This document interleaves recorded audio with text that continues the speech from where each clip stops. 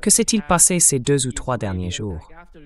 On a eu une attaque israélienne après qu'il y a eu cette déclaration de l'Iran disant que si Israël attaquait le Liban, il répondrait. Ensuite, Israël a effectivement attaqué le Liban, dans le sud de Beyrouth. C'était une sorte de test, je ne sais pas trop. Peut-être qu'ils voulaient assassiner quelqu'un, mais en gros, ils ont frappé un bâtiment vide dans le sud de Beyrouth. Puis l'Iran a répliqué contre Israël, dans le nord du pays. Après ça, Israël a répondu à l'attaque iranienne, et l'Iran a de nouveau riposté. Et puis il y a 2 jours, les États-Unis sont intervenus.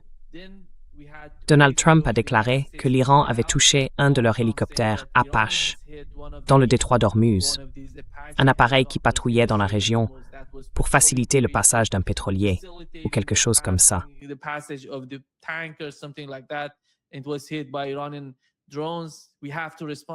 Il a été frappé par des drones iraniens.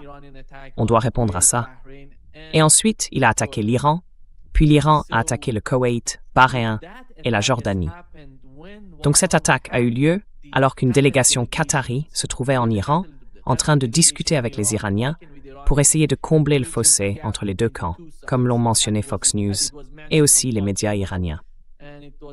Aujourd'hui, ce qu'on voit, c'est que Donald Trump a annoncé qu'il était en train de conclure une sorte d'accord avec l'Iran.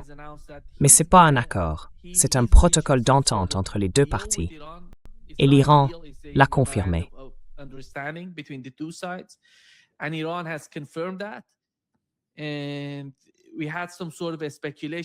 Et aujourd'hui, il y a eu une sorte de spéculation, parce que certains médias en Iran ont parlé d'un plan en 14 points présenté par l'Iran. Ils ont dit que ce seraient les principaux éléments de l'accord ou du protocole d'entente. Ensuite, le ministre iranien des Affaires étrangères est intervenu en disant que tout cela n'était que des spéculations, que ces médias ne savaient pas de quoi ils parlaient. Mais il a ajouté qu'il n'avait jamais été aussi proche d'un accord sur cette lettre, sur ce document qu'ils appellent un protocole d'entente. Et Donald Trump a retweeté le message du ministre iranien à propos de ce protocole. Nous en sommes donc là aujourd'hui, en regardant ce qui se passe en Asie de l'Ouest, au Moyen-Orient et dans le détroit d'Ormuz. Quelle est, selon vous, la situation actuelle là-bas?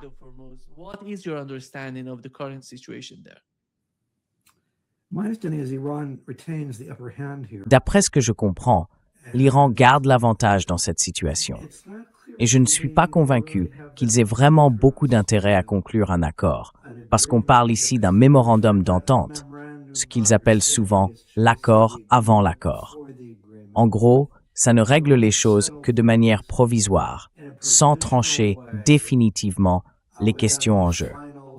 Et bien sûr, il y a toujours la possibilité, on pourrait même dire la probabilité, que cet accord soit tout simplement violé, ou qu'Israël le viole, entraînant à nouveau les États-Unis dans l'affaire, comme cela s'est déjà produit à plusieurs reprises.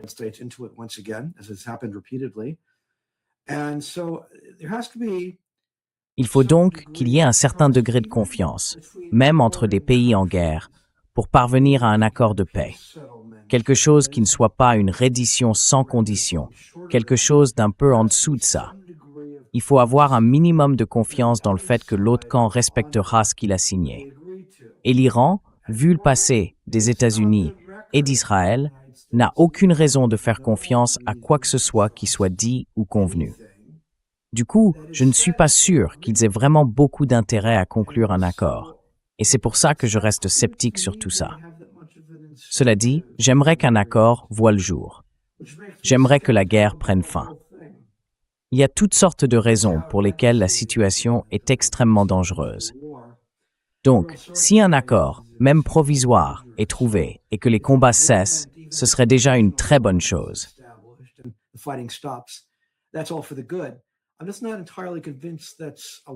Je ne suis pas vraiment convaincu que ce soit le scénario le plus probable ici. S'il y a une fin à cette guerre, je pense que le plus vraisemblable, c'est que les États-Unis finissent simplement par se retirer, en acceptant ce qui sera, en réalité, une défaite pour eux et une humiliation pour Donald Trump. Ou alors, il y aura peut-être une sorte de petit accord symbolique, juste pour sauver les apparences. Encore une fois, le problème c'est qu'en ce moment, l'Iran a l'avantage sur le plan militaire. Il contrôle le détroit d'Ormuz, qui est un point de pression absolument crucial. Certains l'ont même qualifié d'arme nucléaire de l'Iran.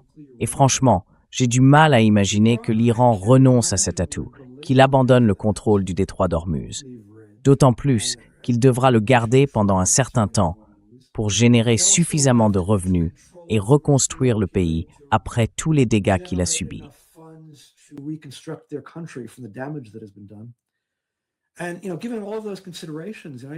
Et vous savez, compte tenu de tout ça, les États-Unis devraient accepter que l'Iran contrôle le détroit d'Ormuz. C'est du moins mon impression. Je doute que l'Iran renonce à l'énorme pouvoir que lui donne le contrôle de ce détroit. Donc dans ces conditions, je ne pense pas que Trump en soit encore au point d'accepter une défaite. Et à partir de là, je serais plutôt pessimiste quant à un accord. Mais je peux me tromper, et j'espère sincèrement me tromper. L'un des soutiens de l'Iran, c'est clairement la Chine, et je pense que la Chine est un pays qui cherche la stabilité. Je crois qu'ils auraient une préférence pour un accord. Ils ont une certaine influence sur l'Iran, mais je ne pense pas que ce soit une influence décisive. Donc, on verra bien.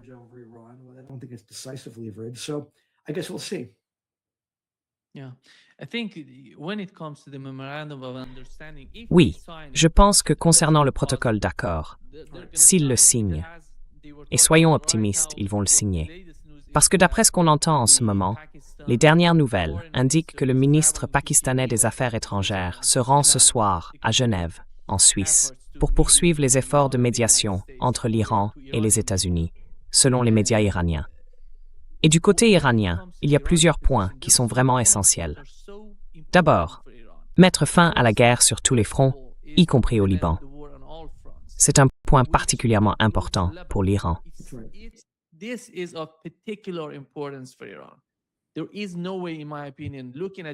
À mon avis, quand on regarde les médias iraniens, le ton, l'atmosphère en Iran, il n'y a vraiment aucune raison de penser qu'ils vont reculer sur cette question. Ils vont l'exiger et ils vont y parvenir.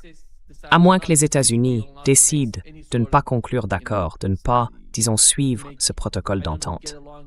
Mais enfin, pendant qu'on parle, Israël est en train d'attaquer le sud du Liban. Les attaques ont lieu en ce moment. C'est pour ça que je ne vois pas. Je ne sais pas comment vous percevez la relation entre l'administration Trump et celle d'Israël. Mais il n'y a rien que Donald Trump puisse faire. Il a déjà montré qu'il était incapable de faire pression sur Israël.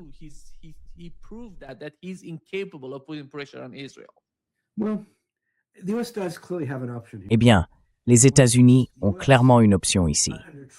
Et ce n'est pas seulement les États-Unis sous Trump, c'était pareil sous tous les autres présidents. Aucun n'a voulu utiliser cette option. Cette option, c'est de couper Israël de tout soutien financier, militaire et diplomatique. Les États-Unis apportent à Israël un soutien essentiel sous forme de subventions annuelles. Depuis le début des années 70, ils le font, et c'est très important pour Israël. Il serait très difficile pour Israël de mener le même niveau d'agression militaire sans l'appui financier américain. À cela s'ajoute le soutien militaire, avec la fourniture d'armes de haute technologie et le soutien diplomatique au Conseil de sécurité de l'ONU, où les États-Unis opposent leur veto aux tentatives de condamner Israël pour sa conduite, et ainsi de suite.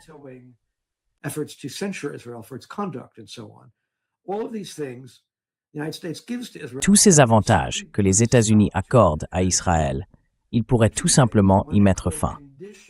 Et ils pourraient faire deux choses.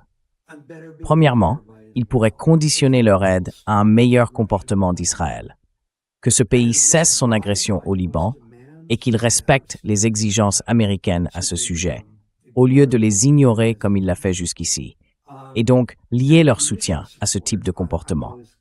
Ou mieux encore, à mon avis, ils pourraient simplement couper toute aide. Dire à Israël qu'il sera traité comme n'importe quel autre pays au monde, sans privilèges particuliers, sans aide spéciale, et qu'il devra se débrouiller seul. Et si les États-Unis faisaient cela, Israël serait obligé d'agir très différemment de la manière dont il agit aujourd'hui. Il ne pourrait pas mener le même niveau d'attaque militaire, s'il n'avait pas la plus grande superpuissance du monde derrière lui.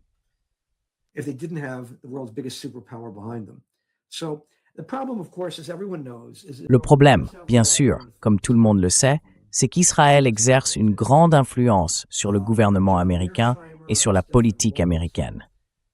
Vous savez, John Mearsheimer et Stephen Walt ont écrit le célèbre livre « Le lobby israélien », qui, d'après ce que je peux en juger, est tout à fait exact. Je n'ai jamais vu de réfutation crédible des affirmations qu'ils y faisaient, il y a 20 ans, et c'est toujours aussi pertinent aujourd'hui. Le soutien des États-Unis à Israël repose aussi sur d'autres éléments. Je pense notamment à une idéologie dominante à Washington, celle du néoconservatisme, qui part de l'idée que l'Amérique doit devenir davantage comme Israël. Dans les cercles politiques, surtout néoconservateurs, Israël est vu avec admiration, comme un modèle de ce que l'Amérique devrait être.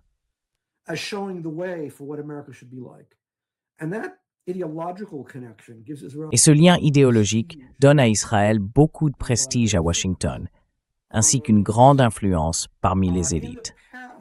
Par le passé, le soutien du public américain à Israël a été très fort. Les sondages d'opinion, sur plusieurs décennies, l'ont clairement montré. Ce qui est très intéressant, cependant, c'est que ce soutien s'effrite rapidement. Le soutien de l'opinion publique américaine est clairement en baisse. Et c'est vrai à la fois dans le Parti démocrate et de plus en plus aussi dans le Parti républicain. Un développement absolument crucial, à mon avis, c'est le recul du soutien à Israël chez les chrétiens évangéliques. Le mouvement évangélique représente un bloc immense et très influent dans la politique américaine. Ils ont toujours été inébranlables dans leur soutien à Israël, pour des raisons bibliques. Israël est perçu comme l'accomplissement d'une prophétie biblique. Et, à bien des égards, les évangéliques ont été encore plus fermes dans leur soutien à Israël que les Juifs eux-mêmes.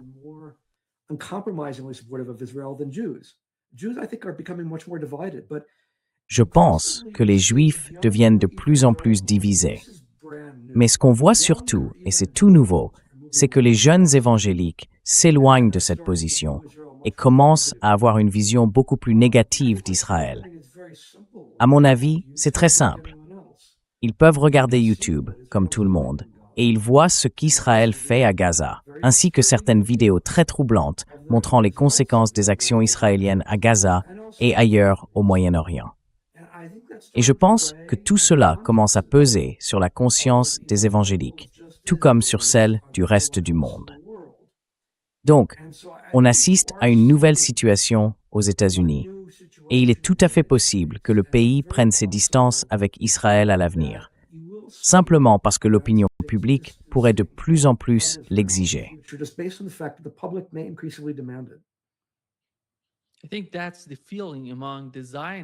Je pense que c'est le sentiment qu'ont les sionistes aux États-Unis.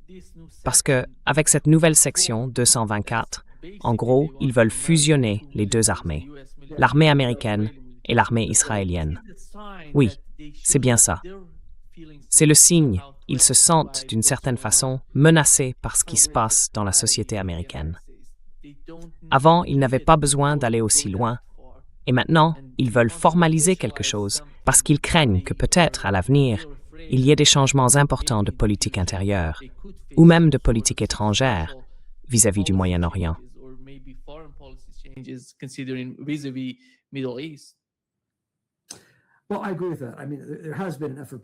Oui, je suis d'accord avec ça.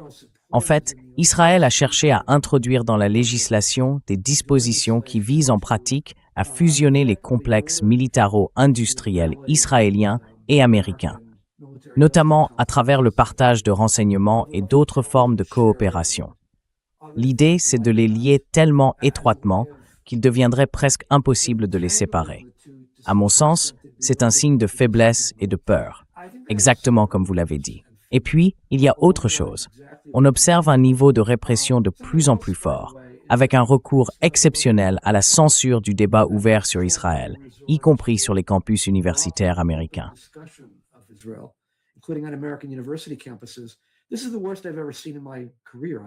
C'est la pire situation que j'ai jamais vue dans toute ma carrière. Vraiment. Il faut le dire, Le niveau d'intimidation autour de toute discussion ouverte sur ce sujet est incroyable. Le semestre dernier, j'ai donné un cours sur la politique étrangère des États-Unis et j'ai prévenu les étudiants à l'avance. Nous ne parlerons pas d'Israël et de la Palestine parce que c'est trop tendu et que les risques sont trop élevés. Donc, j'ai simplement retiré ce sujet du programme.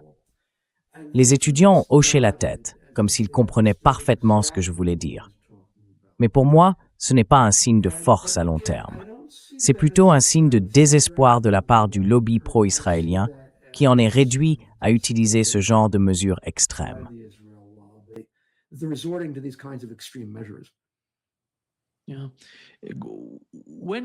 Oui, quand on regarde la façon dont Donald Trump a agi, je dirais que son administration a été utilisée dans la guerre au Moyen-Orient. Parce que les Israéliens demandaient depuis longtemps aux États-Unis d'entrer dans ce conflit. Benjamin Netanyahou voulait cette guerre depuis très longtemps, et il a fini par l'obtenir avec l'administration Trump. C'est ce que John Kerry a expliqué. Il a dit que Benjamin Netanyahou, à chaque fois qu'il venait aux États-Unis, demandait « Allons-y, attaquons l'Iran ».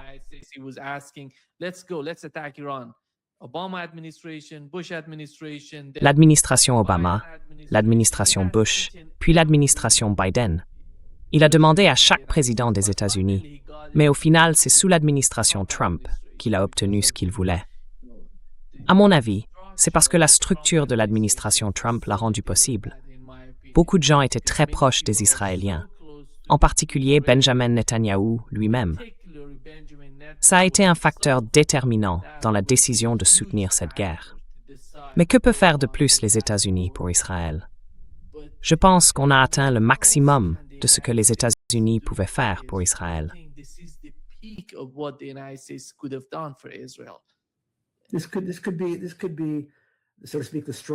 On pourrait dire que ce serait la goutte d'eau qui fait déborder le vase. Cet événement pourrait bien changer en profondeur l'attitude de l'Amérique envers Israël. Il pourrait aussi marquer la fin de l'hégémonie américaine. Car encore une fois, une défaite des États-Unis dans le Golfe Persique, et à mon avis, c'est presque inévitable, porterait un coup si dur à cette hégémonie qu'il serait très difficile pour le pays de s'en remettre. Et sur le plan intérieur, oui, il serait très difficile d'expliquer au public comment Israël nous a entraînés dans une guerre que nous avons perdue, à un coût énorme pour l'économie. Donc je pense que tout cela pourrait provoquer des changements fondamentaux, aussi bien dans la politique américaine que dans la politique internationale.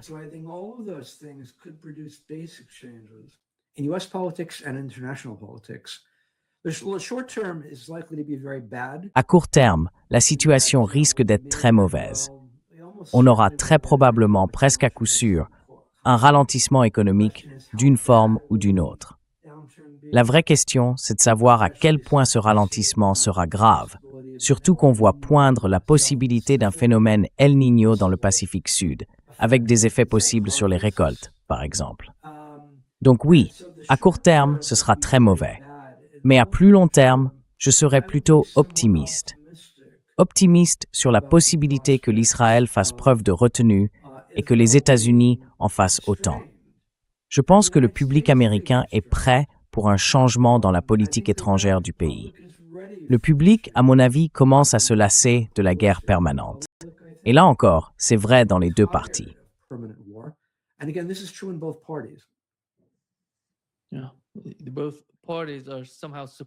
Oui, les deux parties soutiennent d'une certaine manière l'agenda israélien. Mais David, quand on parle de cet agenda, regardons le Moyen-Orient aujourd'hui. Israël, en gros, on pourrait dire, on affirme qu'Israël occupe la partie sud du Liban. Mais cette occupation, c'est en quelque sorte un piège quand on voit ce qui se passe en ce moment avec le Liban et le Hezbollah, et la manière dont le Hezbollah riposte. On peut se poser une question toute simple. Pourquoi Israël a-t-il besoin d'attaquer un endroit comme Dahiya, qui est une zone très peuplée, 500, 600 000 habitants dans ce secteur? Ils ont annoncé une sorte d'évacuation, disant qu'il fallait quitter les maisons, qu'ils allaient tout raser, tout détruire. Pourquoi ont-ils besoin de faire ça?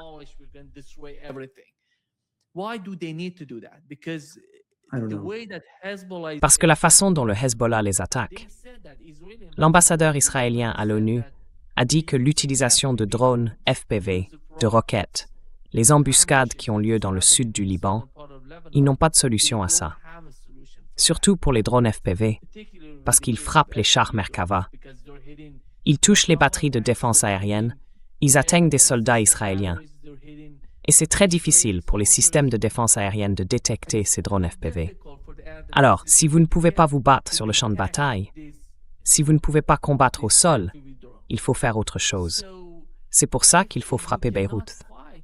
Et c'est là qu'intervient le rôle de l'Iran. Les Iraniens disent, si vous attaquez là-bas, nous, on attaque aussi.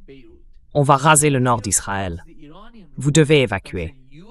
C'est une situation totalement désespérée, surtout quand on la compare à ce qu'était la position d'Israël avant le début de cette guerre.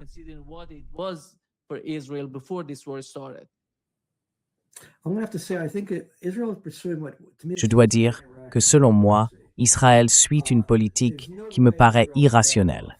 Il n'y a aucune chance qu'Israël sorte gagnant d'une guerre avec l'Iran. On pourrait penser qu'ils auraient tiré les leçons de ce qui s'est passé en juin, et on pourrait croire que tout cela était prévisible. Eh bien, pas complètement. L'Iran est bien mieux préparé à la guerre, je pense, que ce que tout le monde imaginait. Ils se sont préparés de manière vraiment remarquable, il faut le reconnaître. Et d'ailleurs, c'est aussi une source de force pour eux, parce qu'il y a cette image classique de David contre Goliath. Et là, très clairement, l'Iran, c'est David. Et il y a une tendance humaine naturelle à sympathiser avec David. Et quand David porte un coup, même ceux qui n'aiment pas le régime iranien, comme moi, doivent reconnaître qu'il y a quelque chose d'assez impressionnant dans le fait qu'ils aient réussi à résister à Israël et aux États-Unis à ce point-là.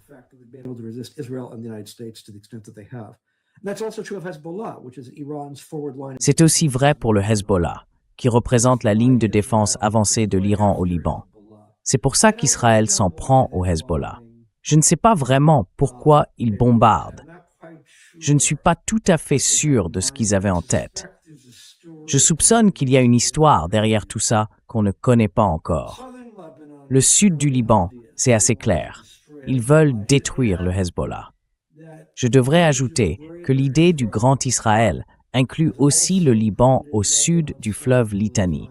C'est une vision qu'on retrouve chez les ultranationalistes israéliens, qui semblent avoir pas mal d'influence sur la politique actuelle du pays.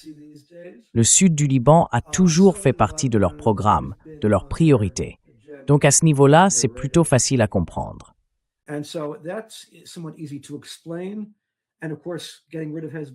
Et bien sûr, éliminer le Hezbollah, c'est facile à expliquer. Il s'agit d'éliminer un allié potentiel de l'Iran. Le problème, c'est que comme avec l'Iran, le Hezbollah est bien plus redoutable que ce qu'Israël avait imaginé. Et ils auraient vraiment dû s'en douter, parce qu'ils ont déjà fait la guerre au Hezbollah en 2006 et Israël a dû se retirer dans ce qui était, en réalité, une défaite militaire. Le Hezbollah est aujourd'hui mieux armé et mieux organisé que les Israéliens ne le pensaient à l'époque. On pourrait croire qu'en 20 ans, ils auraient tiré les leçons de cette expérience. Mais manifestement, non. Et c'est frappant de voir à quel point Netanyahou a un goût extraordinaire pour le risque, et à quel point il est prêt à prendre des risques qui paraissent franchement téméraires. Des risques qui, de toute évidence, tournent très mal pour Israël en ce moment.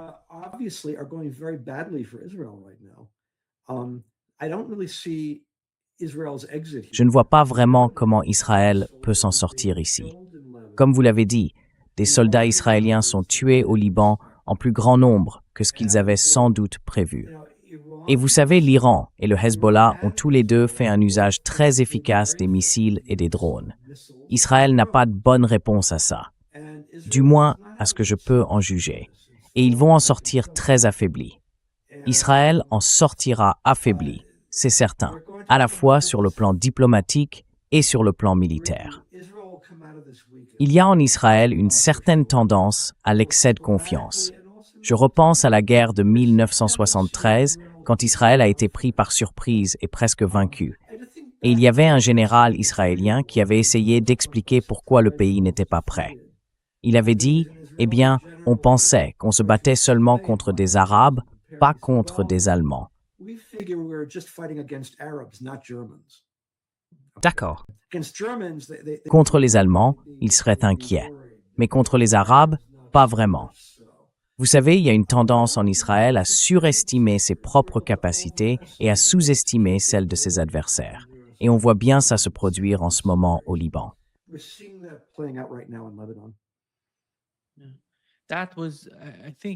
Oui, c'était, je pense, en tenant compte de ce qui s'est passé en Syrie. Vous vous souvenez de la chute de Bachar el-Assad en Syrie? À l'époque, on disait que c'est une énorme victoire pour Israël, que ça allait tout changer. Mais avec le temps, l'ennemi, à ce moment-là, c'était l'Iran. Aujourd'hui, l'ennemi d'Israël, ce n'est plus seulement l'Iran, c'est aussi la Turquie. Ils veulent provoquer un affrontement avec la Turquie. À mon avis, quand on parle des Israéliens en ce moment, ils disent « à cette étape, on combat l'Iran ». L'étape suivante, ce sera la Turquie, avec le Pakistan. La guerre s'étend. Ces gens-là étendent la guerre. Ils ne la réduisent pas. Il n'y a aucun signe de repli dans leur attitude. Ils s'en moquent. C'est pour ça que je pense que cette section 224 va être une politique désastreuse pour les États-Unis. Parce que ces gens vont continuer à étendre cette guerre. Uncle Kthabas.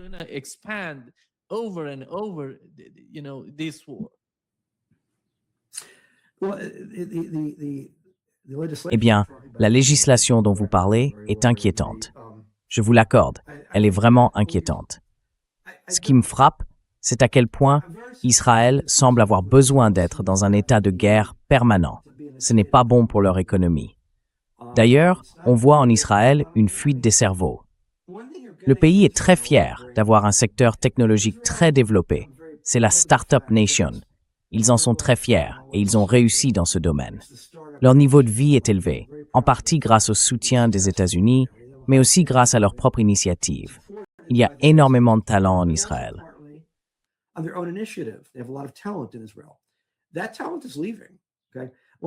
Ce talent s'en va.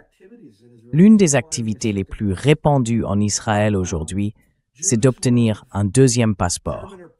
Les Juifs d'origine allemande ou polonaise, même lointaine, peuvent souvent obtenir un passeport de ces pays, ce qui leur donne aussi le droit de travailler. D'autres Israéliens réussissent à obtenir des passeports canadiens ou américains, et ils sont de plus en plus nombreux à le faire. Beaucoup sortent leur passeport et partent tout simplement, pour de bon. Et qui part? Ce sont les personnes les plus talentueuses. Ça peut pas être bon pour l'avenir d'Israël. Alors, franchement, je ne vois pas en quoi cette guerre aide Israël.